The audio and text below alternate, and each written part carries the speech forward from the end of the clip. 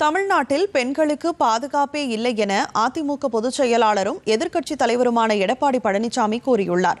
ராமநாதபுரம் மாவட்டம் பரமக்குடியில் தேர்தல் பிரச்சாரம் மேற்கொண்ட அவர், அதிமுக ஆட்சி அமைந்தவுடன் காவேரி குண்டாறு திட்டம் நிறைவேற்றப்படும் என உறுதியளித்தார். தமிழகத்தில் சட்டம் ஒழுங்கு சந்தி சிரிக்கிறது என்ற எடப்பாடி பழனிசாமி, குழந்தைகள் பெண்களுக்கு கூட பாதுகாப்பு இல்லை என்று குறிப்பிட்டார். கஞ்சா புழக்கத்தால் பள்ளி கல்லூரி மாணவர்கள் பயன்படுத்தி அவர்களது வாழ்க்கை சீரழிந்து வருகிறது என்றும், இதனால் மக்களுக்கு பாதுகாப்பு இல்லை, இப்படிப்பட்ட மோசமான ஆட்சி தமிழகத்தில் தொடர வேண்டுமா என்றும் எடப்பாடி பழனிசாமி கேள்வி எழுப்பினார். 2011 2021 வரை அனைத்து இந்திய அண்ணா திராவிட முன்னேற்ற கழக ஆட்சியில் கிராமத்திலிருந்து நகரம் வரை ஏழை எளிய ஒடுக்கப்பட்ட நசுக்கப்பட்ட தாழ்த்தப்பட்ட மக்கள், அவருடைய மாணவருடைய குழந்தை, அந்த மாணவ மாணவி குறைந்த கட்டத்தில் உயர்கல்வி படிக்க வேண்டும் என்ற அடிப்படையில் 68 கலை மற்றும் அறிவியல் கல்வி கொடுத்திருக்கிறோம்.